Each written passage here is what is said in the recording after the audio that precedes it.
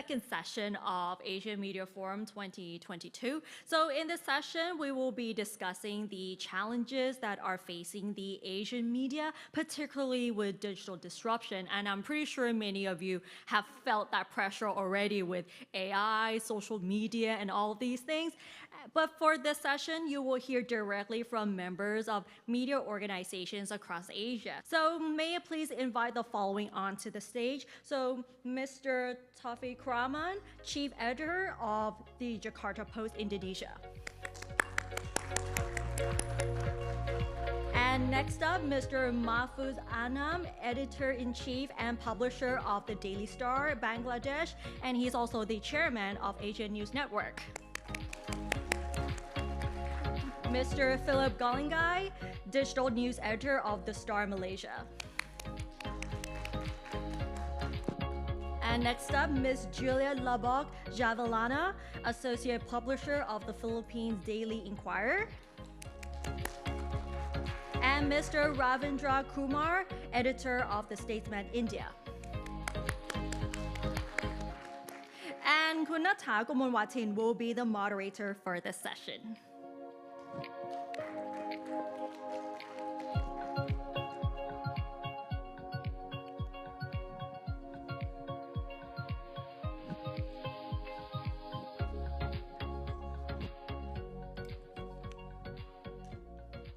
Good afternoon, Swadika, and thank you very much, Nattha, for introducing our panel discussion. And welcome you all to this afternoon discussion on challenges and roles of Asian media. Last week, Southeast Asia was in global spotlight because we have Big Three Summit, ASEAN Summit in Phnom Penh, Cambodia, G20 in Bali, Indonesia, and APEC in Bangkok. And we could see how the world leaders pay so much attention to Russia-Ukraine war, geopolitics between the US and China. And then they also need to discuss how the world economy can be better after COVID-19. So that's the big issue facing world leaders. And of course, it's the issue that media community in the region has to pay so much attention among Asian countries, not only in Southeast Asia, but of course in South Asia and Asia in general as well. So it means what's going on in regional politics is interrelated with global player in global politics. And also, that's the question back to the media, how you can report all these global politics in terms of global security, regional security, back to your audience in the country, in which each country also facing internal politics and deep division. And it means that your local audience have different interests. They may not have strong interest in global politics. And I understand and I believe that it's the question facing us as the media capacity, how you can raise concern of global politics to your local audience. And it's the issue that the panel in the morning also discussed, how the Thai audience may not be aware very much of foreign policy, but Thailand is also facing challenges on foreign policy this year and beyond. And this morning we discussed a lot how President Jokowi has been quite outstanding in the world stage as the president of G20. And I don't know what's response among Indonesian people. So I'd like to begin with you, Taufiq. Can you tell us how the media cover the G20 summit and how do people respond? How do Indonesians respond to this summit? Do they really care with the role of the president in this summit? But before I begin, I should thank Thai CBS, Thai PBS, Thai PBS World, and ANN, who has been very kind to invite me to join this session. And I joined this morning session, and I heard the name Indonesia mentioned a lot, but I didn't catch the Thai language, so I just kind of get the English, some of the English expression. And you just mentioned that there's a lot of discussion about Indonesia this morning regarding the sort of leadership of G20, which I think I can understand that this is really bring spotlight not only to Indonesia, but also to the world, which not only surprise people outside of Indonesia, but surprise us as well. Because I don't know if you're aware of this, but President Jokowi has been foreign policy he's been averse to anything international politics. Even until this year, he hasn't made the time to speak at the UN. So when he decided to take up the initiative to travel to Ukraine and also to meet with President Putin, and he made all the effort, he pulled all the stops to make G20 leadership a success. That's quite surprising for us as well, because we're not used to seeing him playing international role. And with all the declaration, the leaders' declaration, and also how President Mr. Xi and Mr. Biden managed to see each other in person in Bali, and also on top of the big summit itself, you have a lot of bilateral talks on the sideline with positive result. So I can imagine the response outside of Indonesia has been also very good. So yeah. And the next question for us, for a sort of a lame duck president, because President Jokowi will still be in office for another 2 years, and usually you don't see a president in this position with only 2 years left, trying so hard to impress the world. So now what we're trying to gauge is sort of what is the ultimate goal for Mr. Jokowi himself, and we think that he has done a lot in the past 7 years, and he wanted his legacy to be sort of carried on, and there's going to be election coming up in 2024, and he wanted to make sure that all the things that he has done will be preserved, because politics in Indonesia, and this is politics anywhere else in the world, if you have a new government, a new president coming to office, you expect them to sort of dismantle all your legacy. And President Jokowi doesn't want that to happen, because he has done a lot, or at least he thinks that he has done a lot in the past 7 years, and he wanted that legacy to be preserved. So I think the primary motivation for the president to be a successful G20 leader is sort of, this is going to be, the icing on the cake for his legacy, and then this he will use because he's going to be barred by constitution to serve another term. So he's going to use all the achievement, including the G20s, to sort of maintain some of the power relation that he has accumulated in the past 7 years, to have a possible successors to his administration that will be friendly to some of his policies in the past, that he can sort of control some of the center of powers, or wants to pull some strings whenever possible. So I think that's sort of the primary aspiration of the current administration with G20.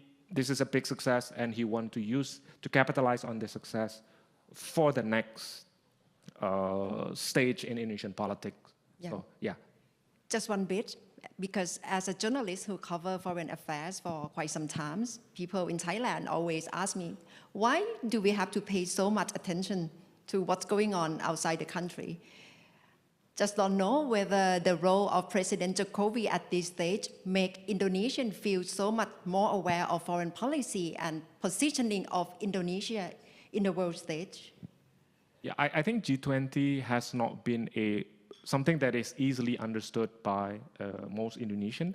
I think the Jakarta Post, as the only English daily in the country, we know very well that our audience has been traditionally small, and most Indonesian doesn't care about foreign policy. But I think one of the key success of President Jokowi is turning G20 from sort of global elitist agenda into something that most people, laymen or people in Indonesia, can easily understand. He's doing this sort of PR campaign, and this includes his trip to Ukraine and Moscow, is that he wants the Indonesian people to just see him meeting Zelensky or his meeting Mr. Putin, and also bringing Biden and Xi to Bali. That's some of the things that Indonesian people can easily understand. And seeing the president rubbing shoulders with some of the biggest names in global politics has been quite a success for Mr. Jokowi. And yeah, now he's been seen as sort of one of the most successful president in the country with a great foreign policy credential. So some of the agendas, energy transition, pandemic preparedness fund, this is something that most people in Indonesia don't understand at all, but they just see the pictures of Jokowi meeting Zelensky or Jokowi meeting Mr. Putin, and also having the world leaders planting mangrove in Bali. That's a big PR campaign from Mr. Jokowi, and he has been good with PR throughout his presidency or throughout his previous term as Jakarta governor. So yeah, most people don't understand the issue, but they take a great pride and joy from having their president rubbing shoulders with world leaders.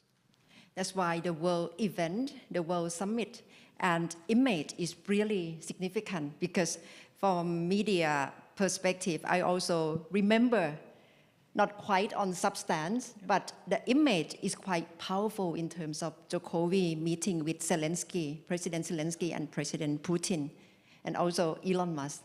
I mentioned to you before we came on the stage.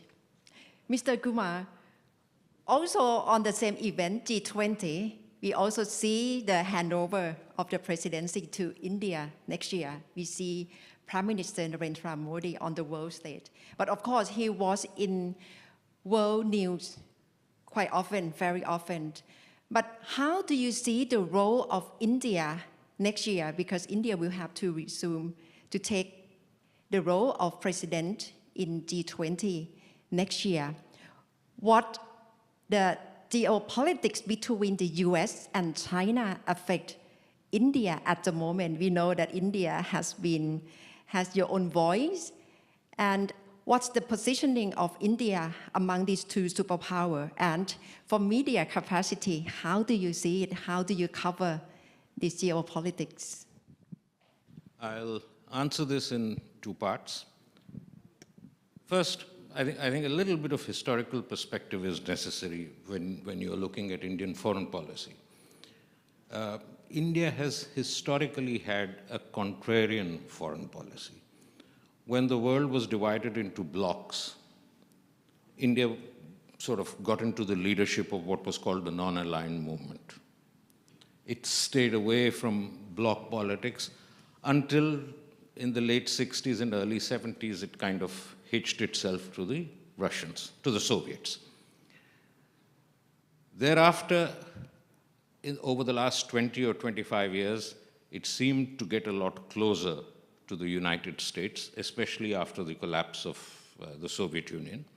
It got closer to the United States. And bear in mind that India's location and its strategic compulsions are such that it has historically seen China as a kind of an adversary.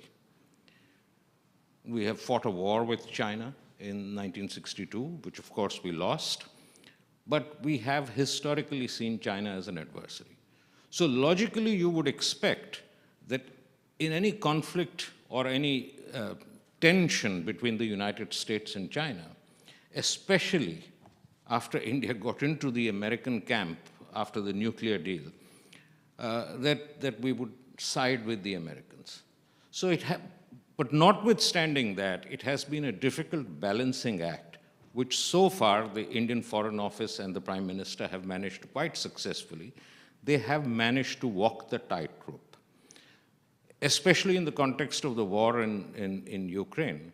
You would have expected India to take a position that was pretty much on the side of NATO and the United States, but it hasn't done so. It has maintained equidistance. Now, coming to your question about G20, I think all of us need to understand that as we stand today, of course, 2 years is a very long time in politics, But as we are placed today, it is almost certain that Prime Minister Modi will be returned to power in 2024. It is almost certain. The only question is whether he will have the same majority or a greater majority, or whether his numbers will be reduced a bit. But it is almost certain that he will be India's next Prime Minister. That is what all the political pundits say. So I don't think the Prime Minister is really looking at international engagements or his involvement with G20 specifically from the point of view of domestic politics. On the contrary, there is a very strong narrative which is being built in India that projects Mr. Modi as a leader of the world. For instance, there was a stray statement made by, I think, the President of Mexico, suggesting that the Pope, the United Nations Secretary General, and Mr. Modi should be the three conciliators in the Russia-Ukraine conflict.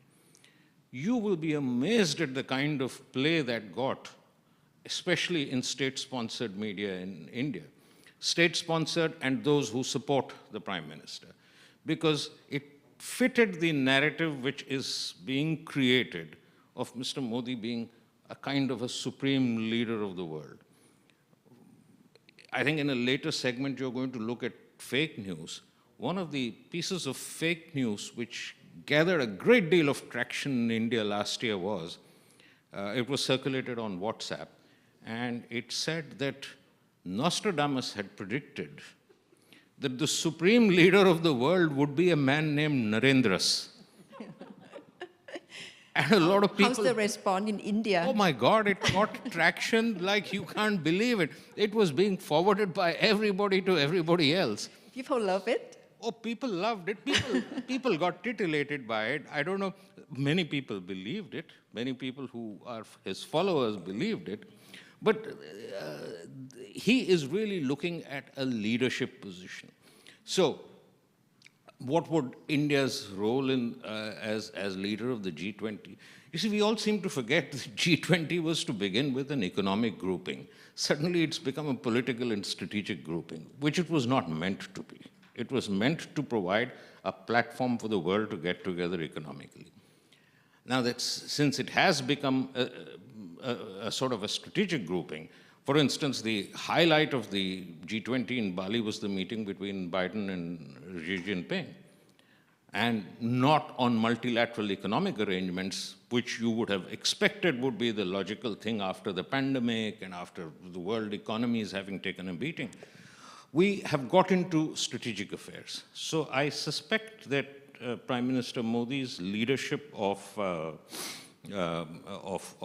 G20 will try to seek solutions, and I think the obvious one would be the Ukraine war, and where he does have a role to play in the sense that he has counseled Putin quite publicly about this not being an era for war.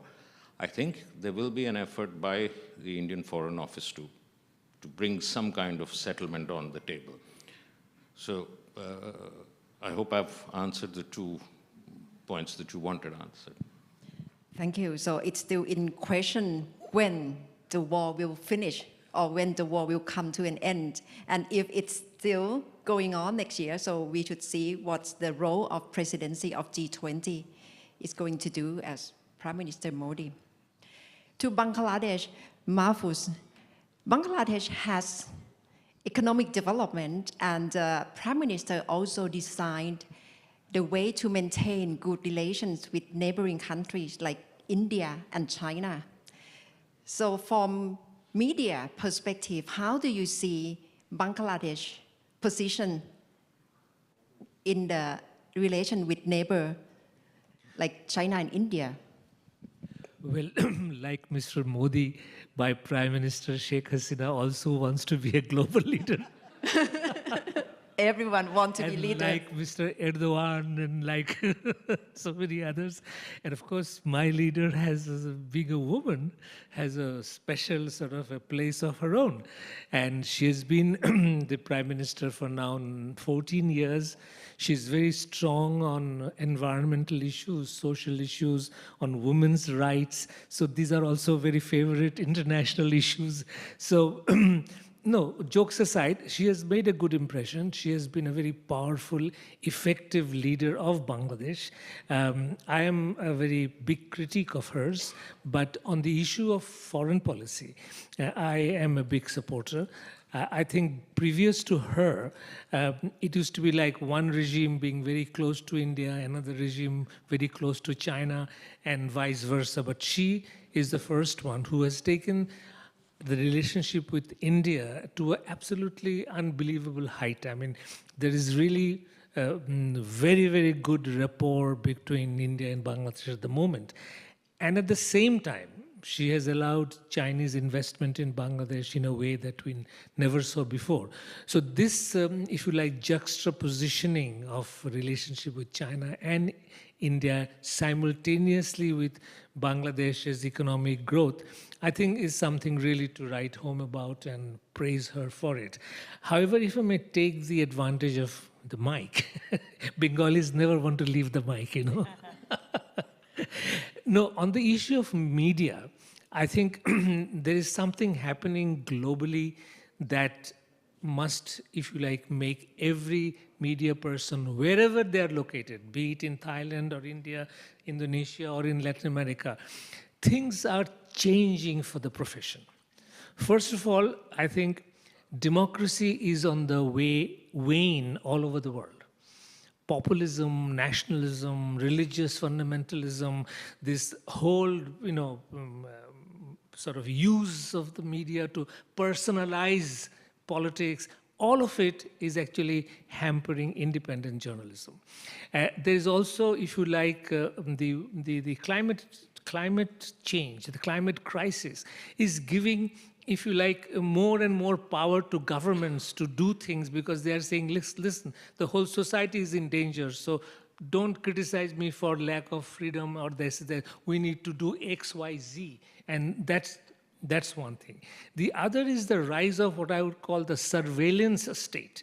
Each government today is far more powerful than ever before to surveil the government, as her opposition, the surveillance. And surveillance, the person surveilled is usually the opposition, which includes, in a sense, the media, because media is supposed to keep the power on check, the watchdog role.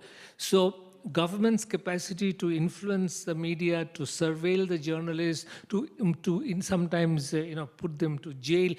Putting in jail is like an old method. Now you demonize them. You say that they are anti-national. You say they don't want the progress that this government is bringing about, so he's an enemy of the country or something like that. And in this context, the rise of the social media is a huge, huge, huge phenomenon.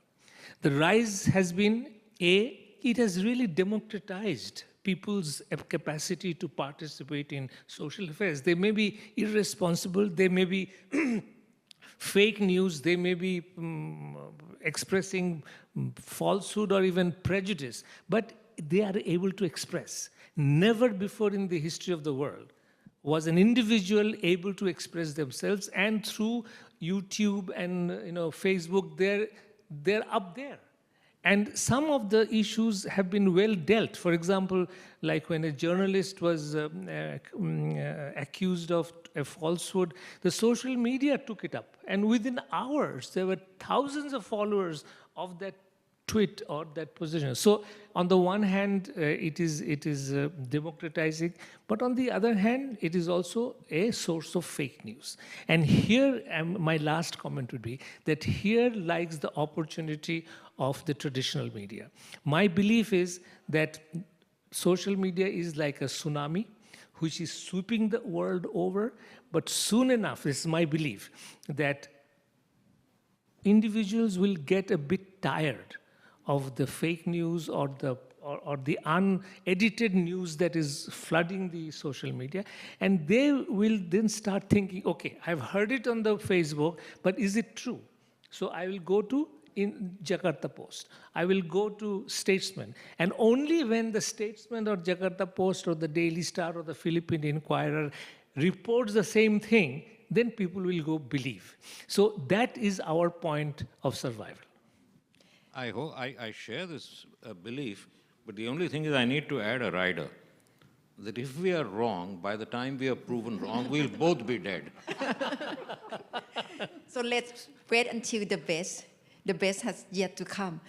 Social media is around for more than 10 years, and we could see how the noise is happening in our daily reporting. And I'm sure it's big challenges for all the media community, not only in Asia, but in the world. But I'll be back to this point later. Let me a bit prodding on geopolitics.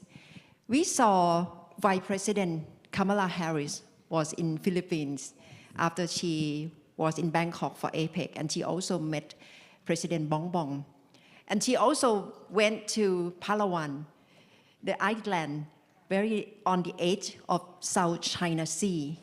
So I'm sure the Filipinos feel the tension of geopolitics between the US and China on South China Sea issue. How does the Filipino media report on this? And what's the view of population in general in response to this tension between the two superpowers? Thank you, Nattha, and good afternoon to everyone and my fellow editors. Well, our president told Vice President Kamala Harris that she's going to Palawan just to see the beaches. Of course, she said, no, that's not the life I've chosen in these times.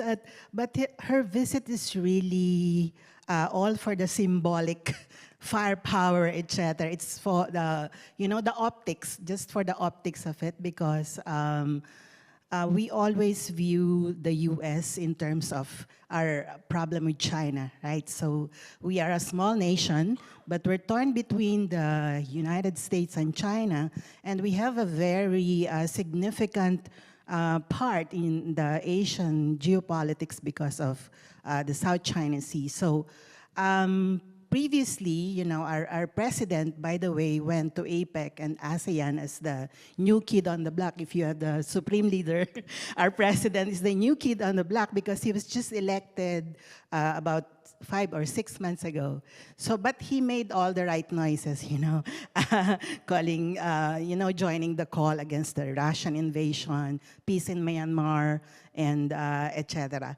So when the US Vice President went to the Philippines, it's the first time in 6 years that we have the highest ranking American leader coming to the Philippines. And it sent the powerful message that the United States is with the Philippines in terms of our conflict, our problem with China.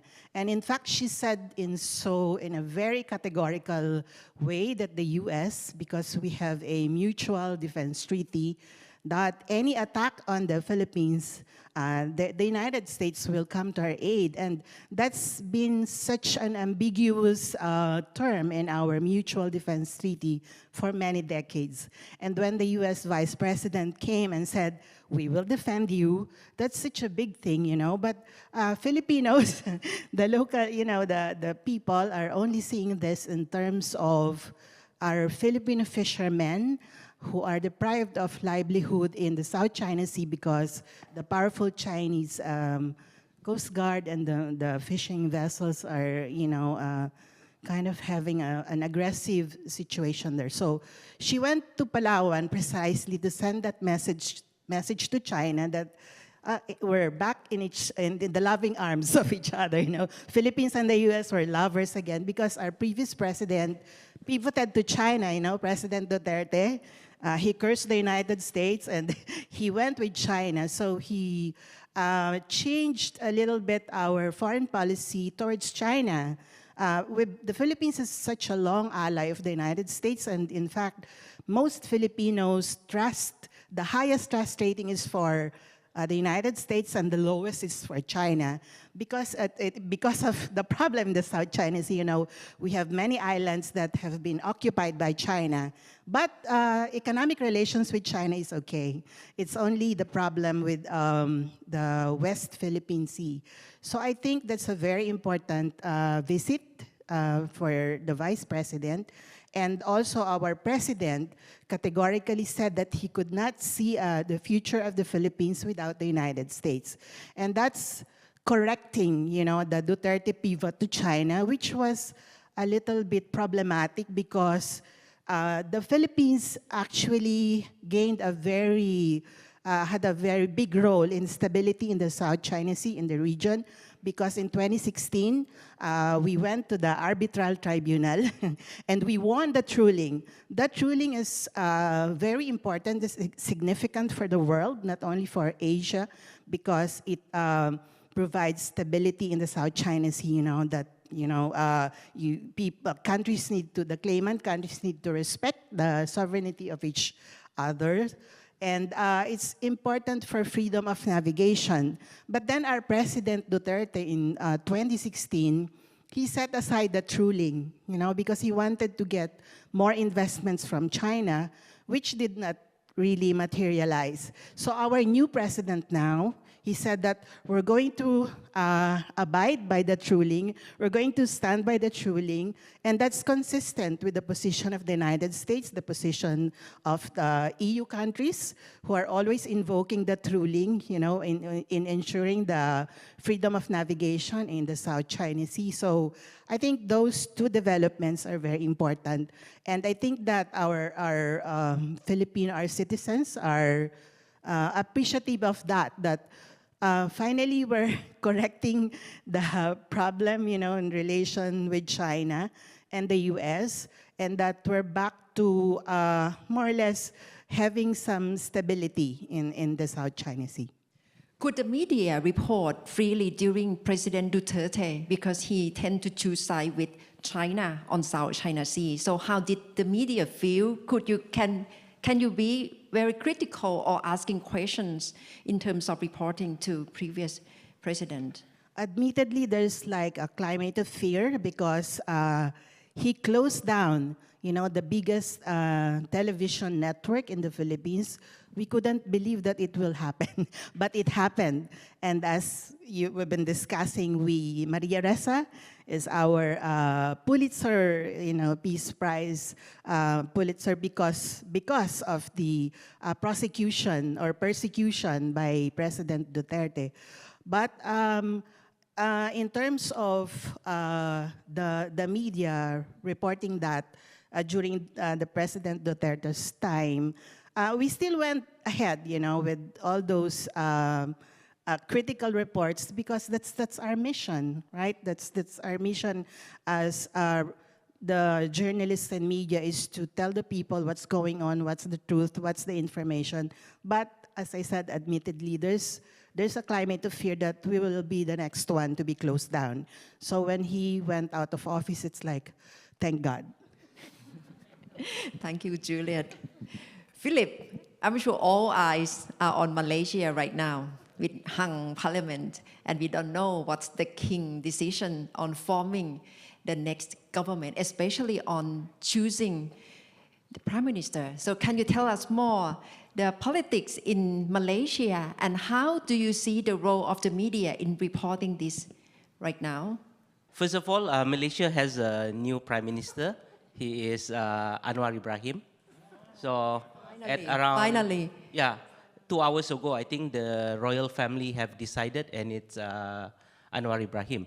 And just wanted to relate a bit. When I arrived yesterday, the big question for me was, who will be your prime minister? And then one thing I noticed is that everybody mentioned Anwar. Nobody really know the other contender who had a bigger chance of becoming prime minister, which is Muhyiddin. And then the reason is very simple, actually. In Malaysia, in terms of international readers, there's only 3 people they know. Number one, Mahathir. I think everybody knows Mahathir. He lost badly in the last election. And then number 2 will be Najib Razak, our prime minister. I think you all know his bad boy reputation. He's now in jail. And then the number third person is Anwar Ibrahim. Okay, why I mention this is because the fact that you heard of Anwar Ibrahim is very simple. It's because Anwar Ibrahim, when he was in power, that was in the 1990s, that was in 20 years ago, he was the deputy prime minister, and he loved to be internationally recognized. He will work hard to be named like Time magazine, ASEAN leader, Asia Week, etc., etc. So he worked very hard for this international exposure. That's why you all know him, and you don't really know Muhyiddin, or even our last prime minister, that was Ismail Sabri, and then it was also Muhyiddin. And then the reason you don't hear about Ismail Sabri is because he didn't really care about international reputation, etc., etc. And then when I was talking to some ambassadors earlier, they said, oh yeah, your foreign minister is more powerful than your prime minister in terms of foreign policy. Okay, so my prediction is, now that we know that it's Anwar Ibrahim who is the prime minister, now that he's in prime minister, he'll consolidate his position, and you wait, sooner or later, he will step into international limelight, because that is Anwar. He will want to be a world leader. Now that he's a Malaysian leader, he'll be world leader. And he's going to compete with people like Jokowi, Hansen, Modi, whoever.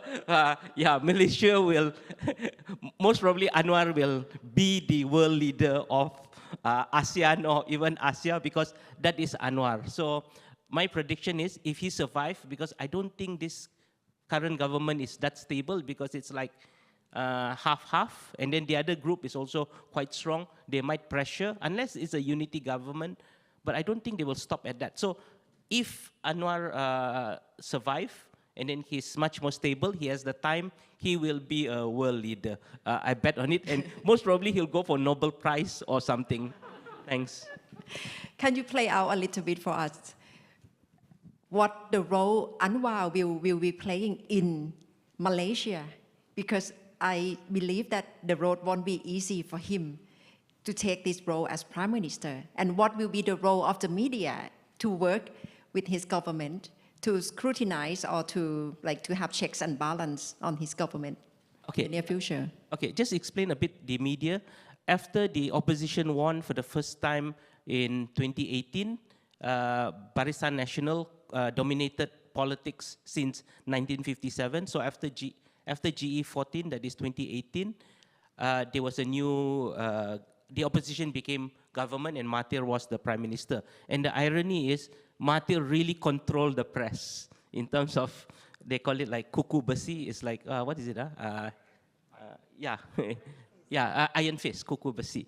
But then when he became prime minister after that, he didn't control. So actually it's a really fresh of breath air actually for journalists. It's like you can write, because I write a column on politics, so I actually can write freely actually. So in terms of media, it will be very fair, I think. And then definitely the problem with Malaysia, not say the problem, the thing about Malaysia is there will be media, especially the online media, that is actually owned by certain political parties. For example, I just don't want to name, but just say this Portal X is controlled by Anwar's people. His good friend is the owner, and then the other one is actually his rival. So if you know, if you understand the game, like for me, when I read from this portal, oh yeah, that is that politician saying it, etc. So yes, definitely there will be.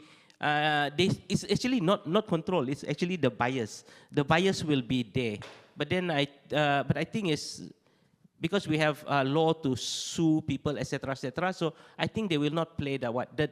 The media that we should be a bit worried is the unknown media, the one that you don't see the publisher, but it's still influential. The one that doesn't have an editor there, but people believe in it.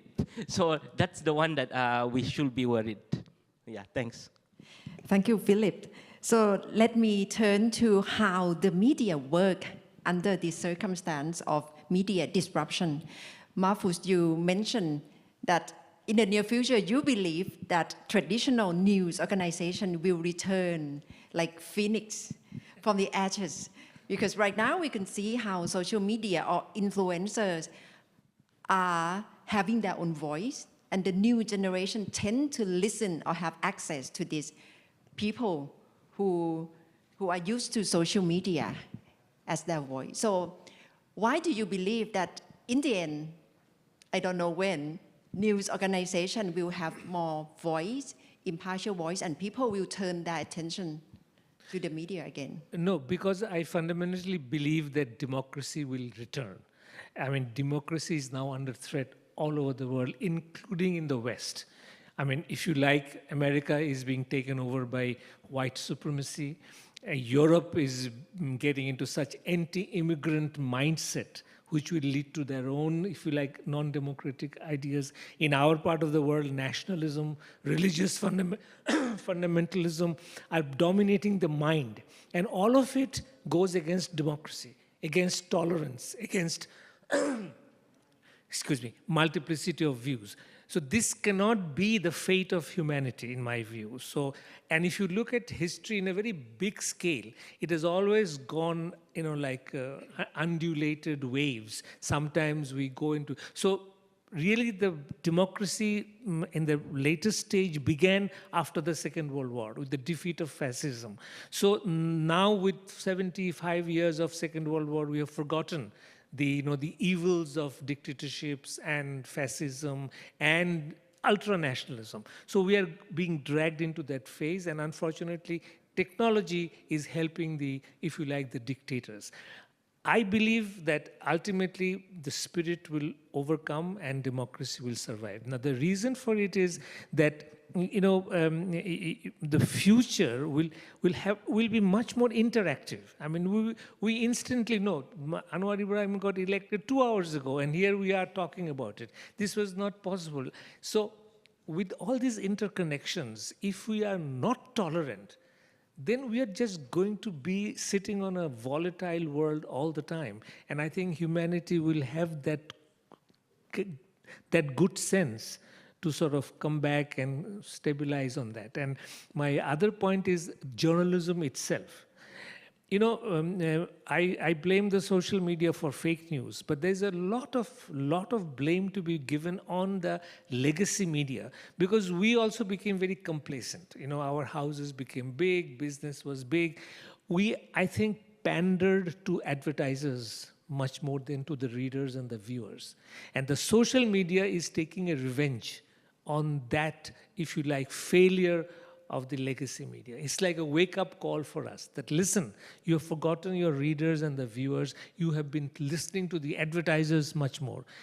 Unless the legacy media learns from this lesson and becomes more responsive to what the people want and what the people are thinking, then we cannot revive. But I believe that we will learn. We are learning. I think all of us are learning. And also, the legacy media is also going digital.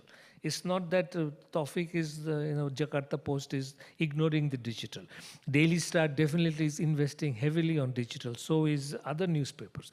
So in the future, it will be like this. People will get the news first on the social media, but they will come to the legacy media for verification. And that will be the balancing power. So the job for me as an editor is now to hang on to our traditional values of authenticity, of credibility, of multiplicity of views, checking my facts over and over again before going public. If we can live with these values now, which will be difficult, we will have financial problems, most of us are going bankrupt. If we can hold on to our values, future is ours. Thank you. What's happening to Jakarta Post? Because you must be dealing with transforming from newspaper to website to digital content. And what's really going on inside the newsroom? Because you must have like senior editor, senior journalist who has to work with young gen reporters. What's the politics in the newsroom and how you survive it? Yeah, I think what the Jakarta Post has gone through in the past, we've done a transformation in the past 4 years. I think this is not unique to the Jakarta Post because we have challenges to transition towards online publication, while at the same time we have to maintain our print edition. So I think now we're in the stage where we're trying to find a balance between having an online presence, but also we need to maintain the print simply because we have the credibility by still having a print edition. In addition to that, I think a significant chunk of our revenue still come from print. And I think the Jakarta Post is very unique to Indonesia because we're now the only English daily in the country. And although most Indonesian doesn't speak English, or most of them doesn't care about foreign policy, but I think the Jakarta Post have a very strategic position in that we're the only conduit for everyone in the country if they want to speak to international audience. And I think Indonesia being a sort of middle power in ASEAN and also in Asia, I think that makes our role in the Jakarta Post, well, I should not judge myself or the Jakarta Post too highly on this, but being the only English daily in the country have sort of a strategic position in a way that, so I think geopolitical competition has affected us in the newsroom. This is before we're discussing on the staffing issue. But I think the geopolitical competition between the U.S. and the United States has affected us directly in what we're doing in the newsroom because, and I think this happens also with other newspapers in Asia or in the region. China has a lot of money and they can buy ads. They can have all sorts of commercial deals with us. And Jakarta Post is no exception because this is a good money. They pay for ads. But given the frequency of us carrying promotion from China, or we have a joint publication with China Daily, for instance, we have questions from the US side of the equation. People from the embassy comes to us asking, why do you carry this news so very often?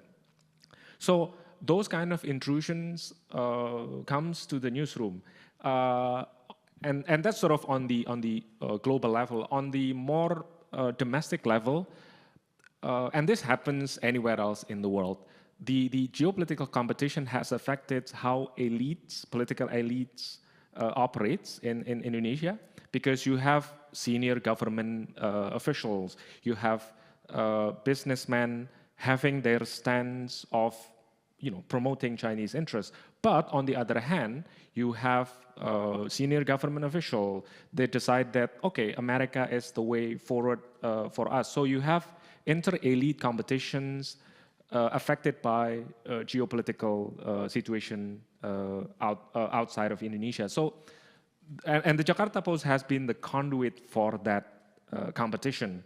A pro-Chinese official, if they want to say something, they go to the Jakarta Post, or a pro-American official, if they want to say something to influence the decision, they go through the Jakarta Post. So you can see that, and also on the business side of things, because in Indonesia, I think it's sort of a myth to consider that media has been purely independent, because I think since the modern times in Indonesia, all news media has been affiliated with political parties, or now it's mostly big business.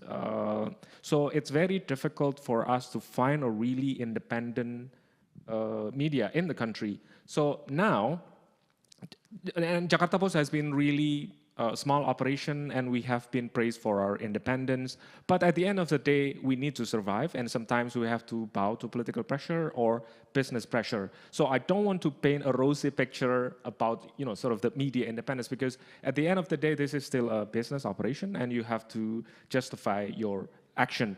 And some of those geopolitical tensions, some of those geopolitical conflict has seeped into the newsroom, simply because of the business calculation that we make, also some of the political calculation that we make. So yeah, it's not really a sort of a rosy picture of media independence, but that's the reality that we have to deal on a daily basis, sort of to navigate the murky water in politics and came out of it alive, probably, yeah. And it's been situation for a long time dealing with business side and editorial independence. Yes. So it's still even more intense in this age. Yeah, especially now, and I think Mahfuz have mentioned earlier about the pressure from the tech companies, because they have taken all our lunch money. So now we're left with very small that we have to compete with one another. So government ads, for instance, or Chinese-funded ads, advertorials, inforials, make up a significant chunk of our income.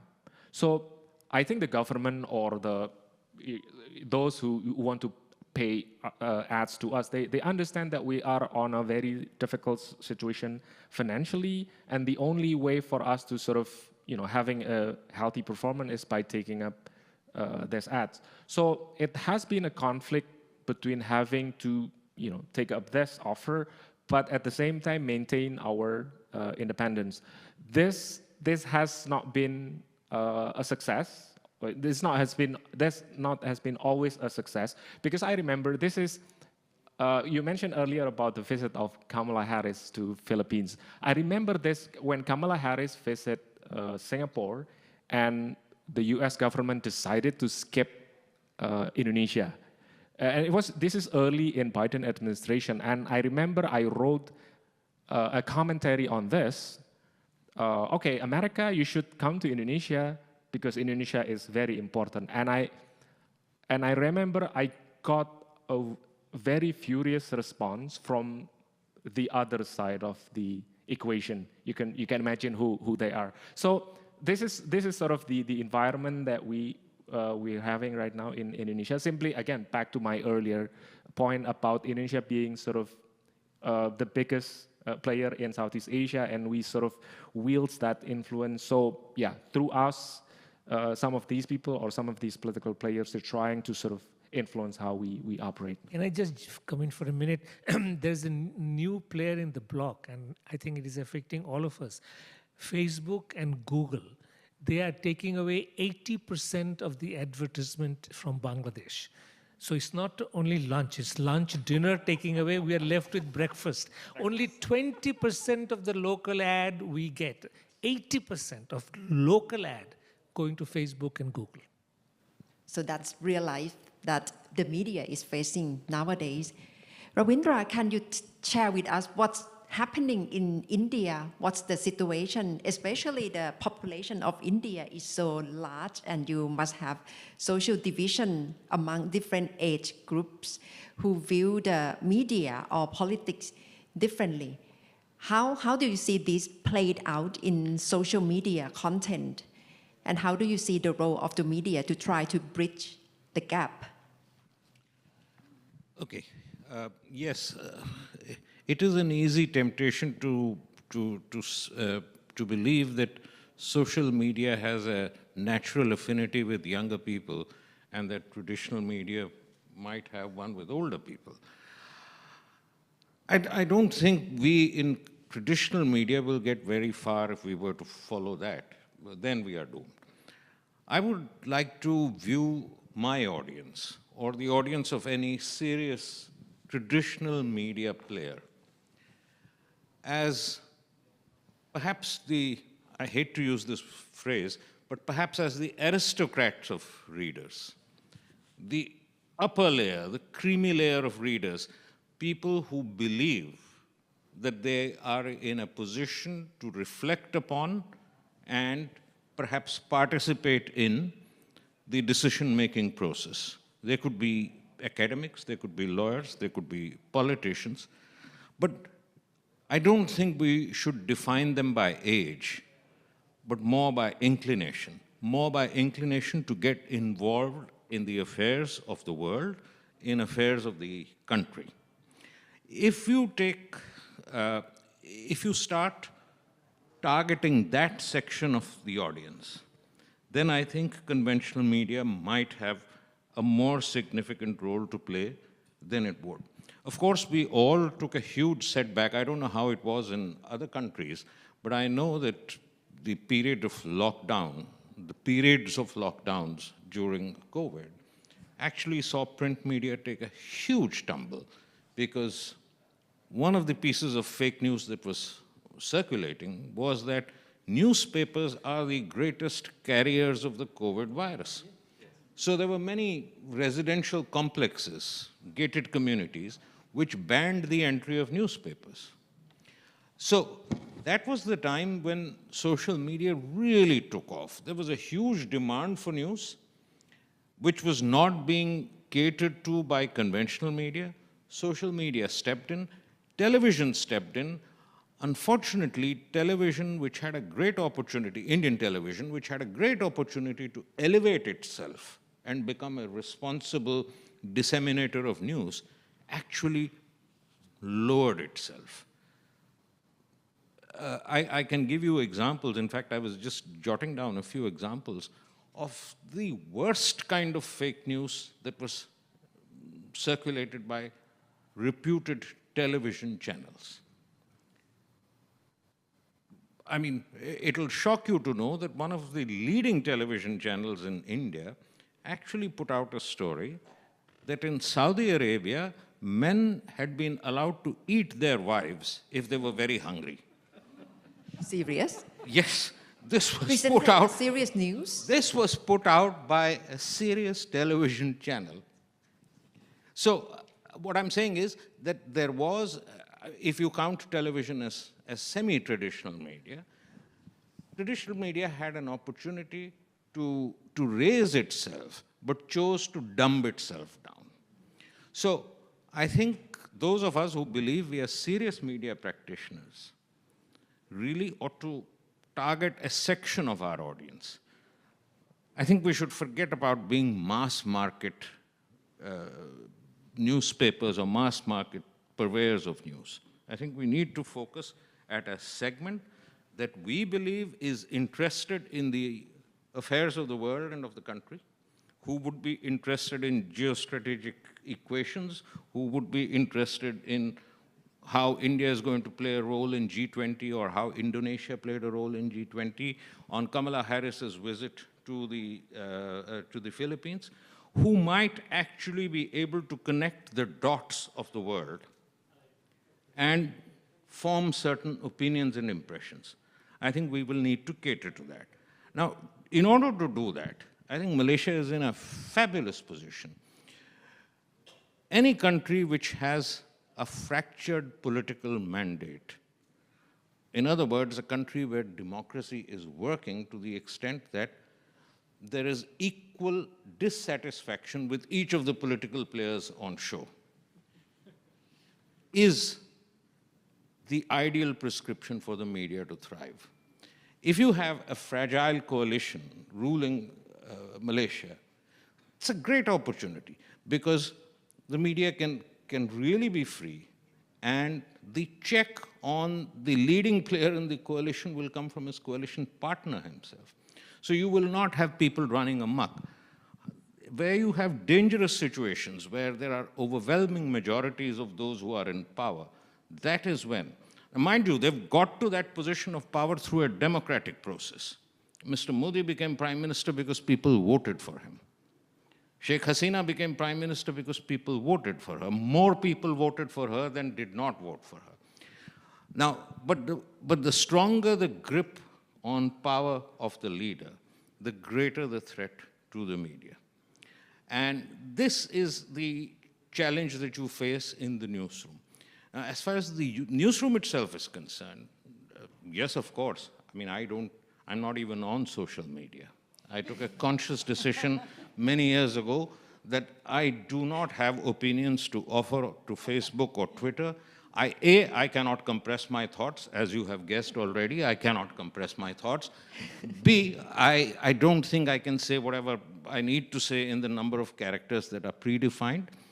And C, I don't think I ought to be responding. That's not my training as a journalist. My training as a journalist is to reflect on something, is to research, and then to offer an opinion. So I allow myself the luxury of both time and the need not to have an instant reaction to everything. I allow myself that luxury. And if I may just briefly, because I think those of you who are not familiar with the network that all of us are part of, the Asia News Network, the network itself, by offering contrary viewpoints on regional questions, plays the role of balancing news. For instance, let's say on the India-Pakistan story, the Indian narrative would be colored very strongly by what the Foreign Office says. But because Dawn of Pakistan is a member, we carry a lot of stuff from the Dawn on the Pakistani perspective. In other words, we put both perspectives before the reader and allow the reader to judge. India-Bangladesh relations at the moment are soaring, but they haven't always been so. But even within the relationship that soars, that is soaring, there are sticking points. And it's important to understand a Bangladeshi perspective. So the Asia News Network, and I think the same applies within ASEAN, where the network's presence is very strong. Having alternate views, hearing alternate voices, makes for a better informed readership and a better informed audience. And I think that has to be the essence of good journalism. It doesn't matter whether it's social or unsocial as we are. It doesn't really matter. Thanks. Basic quality of journalism, of high quality journalism, has to be maintained in whatever the channel, like legacy media or social media. Philip, you are digital news editor, so you must have lots of information to share with us, behavior of Malaysia, because if we compare with 2018, we saw how young Gen were very active in participating in the election and leading to former Prime Minister Mahathir Mohamad and Anwar Ibrahim won the election. What happening this time in the election? What can you tell us about the behavior? Okay, while Ravi was talking just now, I just installed TikTok. But it asked me what I like, scroll or whatever. I didn't have time, plus, yeah. Soon I will be on TikTok. Reason is very simple. Okay. So you are not only observer. Yeah. In order to be relevant, you have to be on TikTok now. Okay, maybe it's quite interesting. Like maybe 2 years or 3 years ago, people were saying, Phil, you TikTok. But then we were thinking like, oh, TikTok is for small kids. I mean, like, no, not small kids. It's for, it's for kids. Then one of the political analysts advisor was telling me, Phil, do you know that in a small town somewhere in Malaysia, it's called Keningau, the kids there are watching TikTok. Then I'm like, oh, okay, it's quite important, but still not that important for me. But now after this Malaysian election, I just give you a bit of background first. The party that surprisingly did very well was it's called Perikatan Nasional. It's actually, it's a coalition that just started. Okay, why they did very well is very simple actually. What they did is, they had a lot of money first. God knows where the money came in the previous government, but yeah, shouldn't talk about it. Okay, so so what they did is they hired or paid influencer on TikTok to do TikTok videos on that party. And you can see it's actually quite fake. You know, they paid people and then the influencer will like, you know they don't believe what they're saying, but they said it to support that party. And then they put the logo there. And then they did it for the young voters. And then the young voters, I haven't seen the numbers yet, but it looks like the young voters believe in this. So what does this mean? It means that TikTok can influence the voters, the young voters. Because for them is, they rather watch TikTok than even Facebook now, which I am on, and then the media. So just going back to a point by Mahfuz, he said that the newspapers or the news portals are important. But maybe I'll give a distinction. If it's breaking news, yes. I give you an example. Like, for example, yesterday, news portal made a mistake and said that Anwar was PM yesterday. So most people said, wait for the star. We read it from the star. Then it's true. So for us, we didn't report it because it was not true yesterday. So in terms of breaking news, yes, the news portal have credibility. People will check. But the thing is, do we, in the news media, for example, I write a political column. Maybe I know a little bit more than the man on the street. Maybe I know a bit of politics more, so I write about it. But the young or even the old, who do they listen? Do they listen to TikTok or do they listen to FB? And then even on WhatsApp, or because WhatsApp is very popular in Malaysia, you see a lot of strange things that doesn't make sense. Actually, when you read, it doesn't make sense, but people believe in it. So maybe social media and the messaging apps, they're much more powerful maybe than the media in terms of forming opinions. Because for this, most people actually, they're lazy already. They don't like, last time we used to dominate. We're the only, the only game in town. You have to read the newspaper or you have to watch TV or you watch radio. I mean, listen to radio. But now they have all this distraction. For them that is their news, and they listen to anybody actually who, like, they talk and then say, oh, you should vote for this, blah, blah, blah, blah. And then maybe there's no truth in it, but people do what? So in terms of breaking news, maybe yes. So what do we do as the, like for me also? Okay, maybe my readership is getting older maybe, and then sure, definitely they'll be younger. But then I have to go to their living room in a different way, because the Star Online, they don't go to us anymore. And then I have FB also, but it looks like the younger ones are not coming in. And then those are what? So I need to go into their living room. How do I go into their living room? I have to do TikTok. So maybe I need to dance, but I can't dance. Maybe I need to sing, I can't sing. So I really don't know how to talk politics using this medium. So it's quite scary actually. So how can you be influential? So maybe I need to learn to dance. Or maybe I do kickboxing, because I'm a bit okay with kickboxing. Yeah. Philip, but can you put substance content on TikTok? You don't have to dance, only on TikTok. The thing is, the voters, do they want substance? They don't want. Really? Yeah, I don't think they'll be interested, like I said, or I talk politics. I don't think they're interested. It's actually what I understand about this politics. This one thing I learned is, number one is emotion. It's all about whether you like or you don't like the person. It's likability. You hate that person, what? So I might as well make just say I'm a politician, I make people like me. And I don't tell them that, oh, this is my policy. My policy is free education or blah, blah, blah, blah. It's more like I got a nice smile and then I can dance. People like me. I mean, in US, it's like that also. If you're good looking than the other opponent, or you're taller than the other opponent, usually you will win. Maybe I'm wrong. Maybe there are short people who won or uglier people who won. But in general, that's how it is.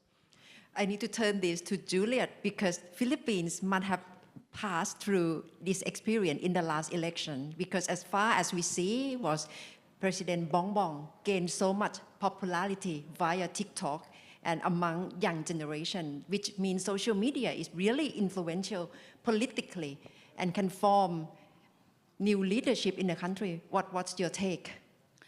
Definitely. So really our president now, and before that he ran for vice president, and he already had this social media strategy, now even using a US technology system to target audiences.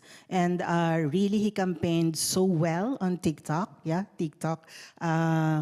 His supporters are, peddling this story that they have this Yamashita gold, missing gold, something, and that if you vote for him, then you can have a share of that gold. And really many people believe that, and maybe that's why some of them voted for him. So really the social media, TikTok, YouTube is such a game changer, and it really disrupted the industry a lot. For example, the Philippines, 73% of Filipinos access their news on social media. I think for Thailand, it's higher at 81% access their news on the smartphone.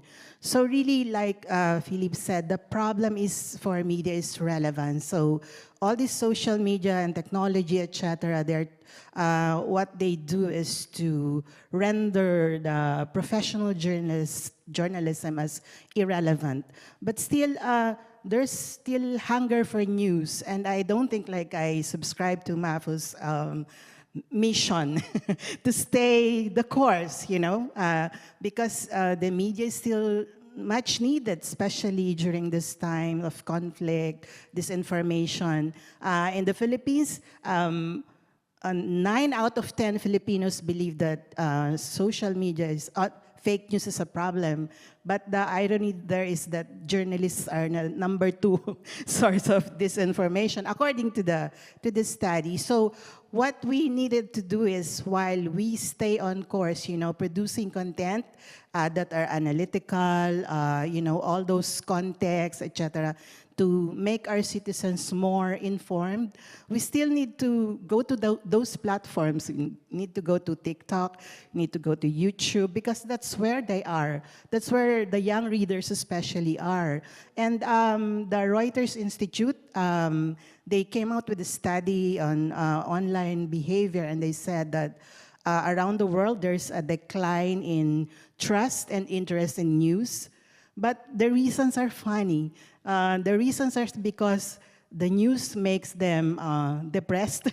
It's depressing to them. They're tired of politics. They're tired of news about COVID. But the takeaway there is that readers or people are telling the media that, we want to better understand. You make news more understandable, more reachable, because, people don't pay for newspapers. They just, go to...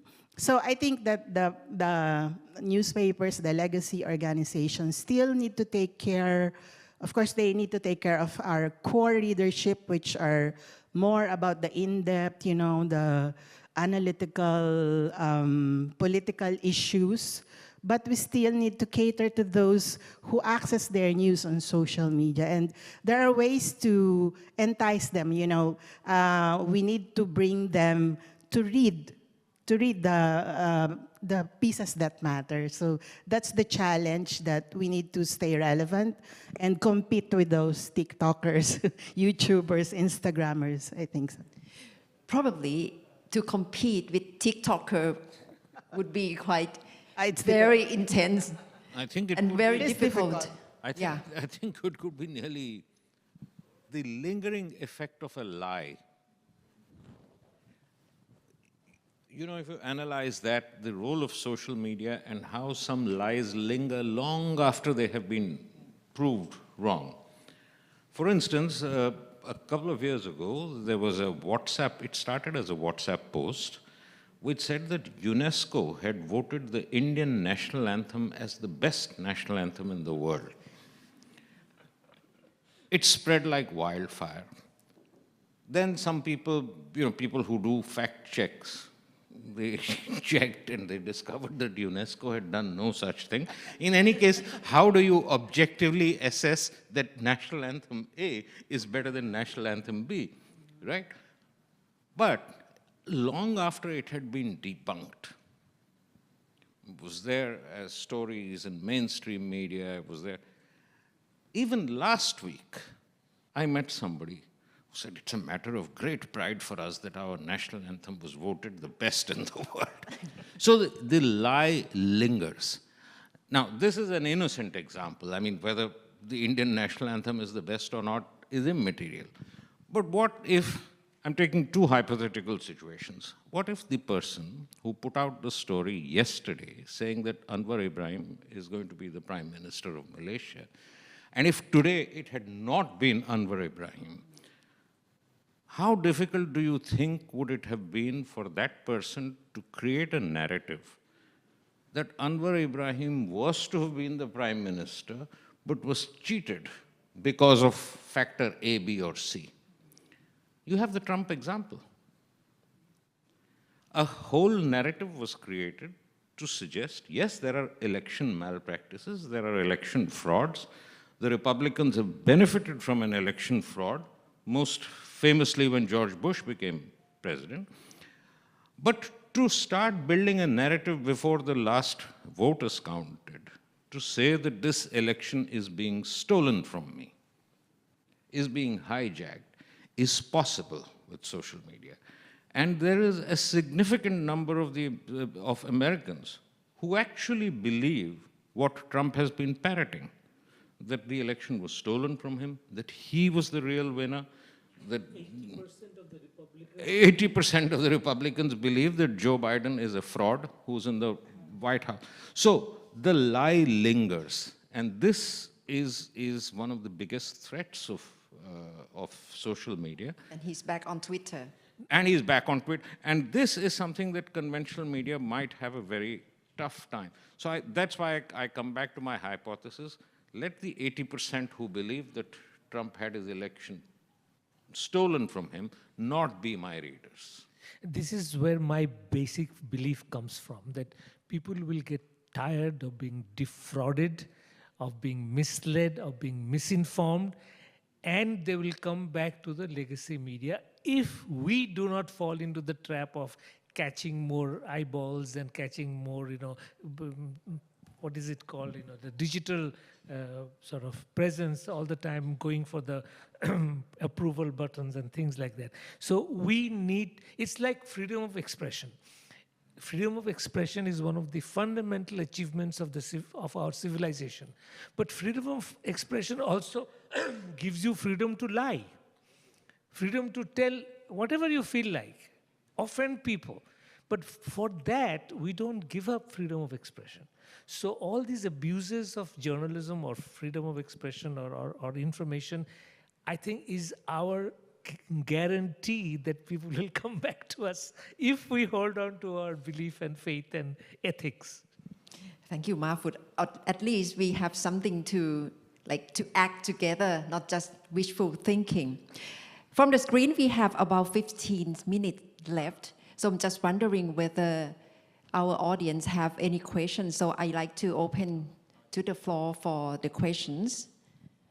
So if anyone would like to ask questions, just raise your hand and introduce yourself a bit briefly and then ask questions. Thank you. Hi there. I'm Stephen Small from the British Embassy. Thank you very much for the very interesting discussion. I'm based here in Bangkok, but I also cover Myanmar. So I have a question about the role of Asian media as part of the international efforts to resolve the crisis in Myanmar.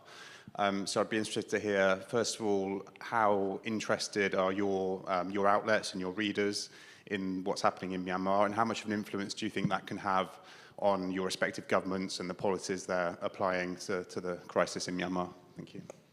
Would you like to ask anyone in particular? Or well, I mean, Indonesia is particularly interesting given they're taking up the chairmanship of ASEAN, so maybe a good place to start. Yeah, I think the issue of Myanmar, and this is, I'm speaking about the general population, this is not really a popular issue in Indonesia.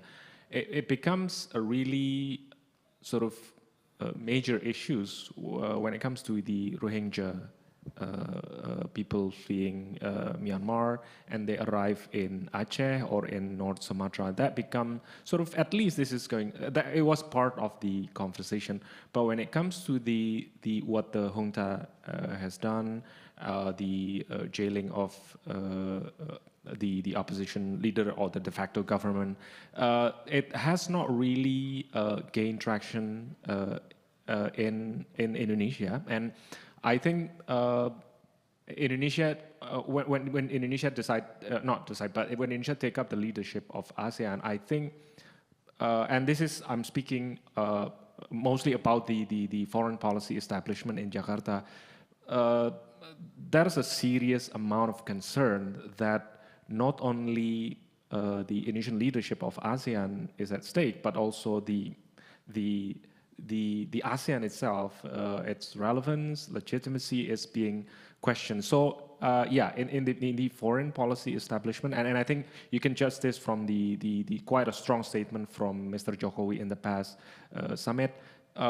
Yes, there is the intention of doing something different, but this is really what the foreign policy establishment, this is exclusively people in the foreign department and some section, small section in the quarter of Mr. Jokowi. But again, this is not something that rile people up in the country. This is not like some Palestinian occupation issue. So yeah, you have a lot of work to do when it comes to Myanmar's issue in Indonesia. I think actually Mahfuz should be the right person to answer this, because the country that's bearing the brunt of the problem in Myanmar is Bangladesh, and to a smaller extent, perhaps Indonesia and India, where some of the refugees are coming. Now, I think the elephant in the room here is really China.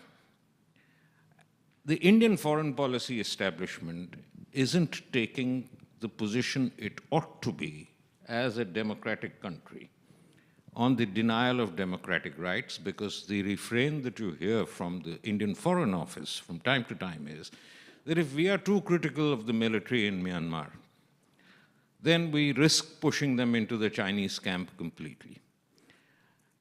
Whereas much of the media has been very critical of that position. Much of the media has been taking the position that you would expect a responsible media to take, which is that there are human rights abuses taking place, that democracy is being throttled, and that it must be opposed. Journalists have been impacted. So we as fellow journalists feel for them. So on all these boxes are being ticked by the media. As far as popular interest in the Myanmar issue is concerned, I don't think there is very much. I think I think if you go to England and ask people how interested they are, except for people who are interested in these issues of human rights, the average guy in London or wherever, Surrey or Edinburgh, wouldn't care two hoots about what's happening in Myanmar. I think that's true. I don't think we're going to come to a resolution of the situation in Myanmar in a hurry. If we can curb the excesses to a certain extent, if the huge humanitarian problem that Bangladesh is facing, it can be resolved to a certain extent, I think that might be the beginning. But I think Mahfuz is the right person to. To me, Myanmar, treatment of the Rohingya population showed once again that ultimately nations take position on their geostrategic considerations, geopolitical self-interest, not on the basis of values. And this is very, very sad. And journalists are also a victim of that, but as I said, I'm very happy to see the role of the Indian media in this. And maybe the media all over the world should be more conscious of these clear violations. Now, in the case of Myanmar, it was an elected government which was in power, and nothing had happened for the military to take over. So in a case which is so clear, so blatant, so absolutely uncomplicated, if the world cannot take a considered position and always thinks, oh, I have trade with China and Myanmar is full of minerals, so my companies are going to go there and extract minerals, or that if I'm critical, is going to go into the Chinese camp and the Chinese are totally silent about it. This is really, I would say, another example of how geopolitics is so removed from, if you like, global values, that it actually brings down civilization as such. It actually brings down those countries who, at least proclaim to be democratic, and yet when it comes to the crunch, don't take any position. But of course, I am from Bangladesh. I am a personal witness to all this. I have visited those camps many, many times. And honestly speaking, we eulogized our government for opening the borders. But if this becomes the example, then no country in the world will ever take refugees again. Yes.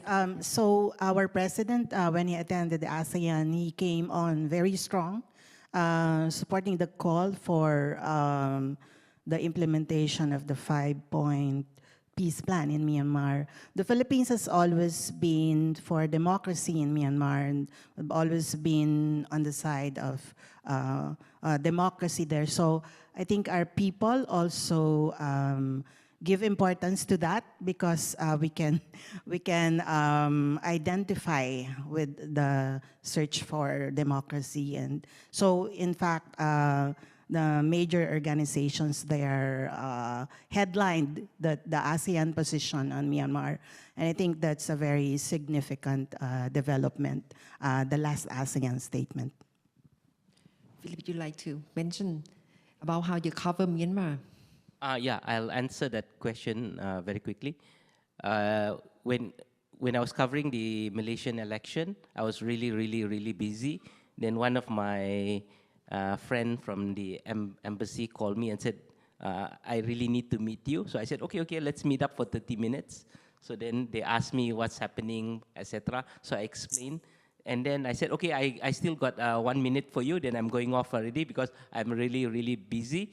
And then this first secretary of embassy asked me, is the Rohingya issue important in the Malaysian election? Then I was like, I was really baffled. I was like, okay, yeah, why are you asking me? Don't you know that it's not even mentioned? It's not part of the policy or the Malaysia, it's very localized actually, the election. So to answer your question, that's my, yeah. Thank you. Don't ask me this kind of question when I'm really busy. More questions? Okay. Thanks so much. Thank you so much. But the question is about the role of the media for the role of the Asian media in terms of the fast-changing world. I have the feeling that, for example, in Thai media, always portray about the negative sides, the bad things. I hardly see the good thing that coming from the people. So I would like to know about the media of your country, whether they share the same thing or not. Instead of the report about the positive things, and they report in the negative thing or not compared to Thailand. That's it. So thank you, Ajahn. So let me turn to one last question. Yep. So you can think of answer. No news is good news. Is that good? Very short answer. Yeah. Okay.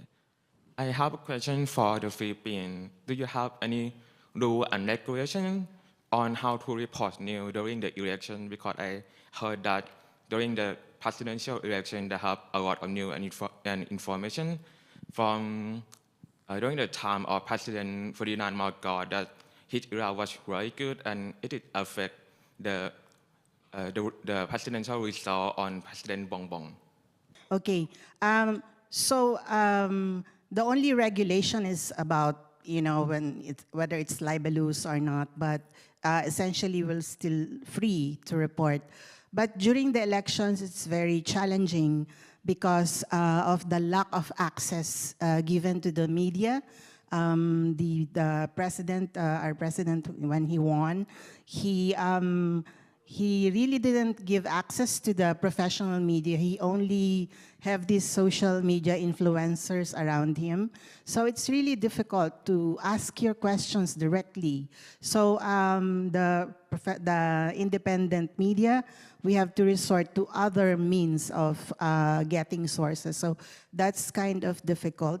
And when he became president, the first press secretary wanted to accredit bloggers and vloggers along with the professional journalists. Thankfully, it didn't push through, but there's always that problem. It's really the access to the source that's a challenge. So we're left covering Facebook Live of the president, his posts on social media. So it's quite challenging. Thank you. So back Should to I you. briefly answer Yep, her sure. question? I think we would all love to report positive news, and when we get a positive news story, we really latch on to it. Unfortunately, positive news has been kind of in short supply in the recent past. And also, this is the thing, I mean, our role is to represent the people vis-a-vis the power of the day, the power from the government, power from political parties, power from big corporations. So ultimately, if you like, it is the critical facts which the public need to know to form independent opinion. That's where journalism comes from. Yeah, I just answered the question. News is news. So it's bad news or good news, it's news. So we cover news. You can't balance bad news actually. And you can't manufacture good news also. Yeah. I mean, if the news is bad, it's bad. If it's good, but we'll report it. So we don't take side in terms of, just say example, bad news. There's for example, in Indonesia, there was an earthquake. Technically, that's bad news, isn't it? But yeah, so yeah, we can't like pretend it didn't happen and write about some festival somewhere. Thanks.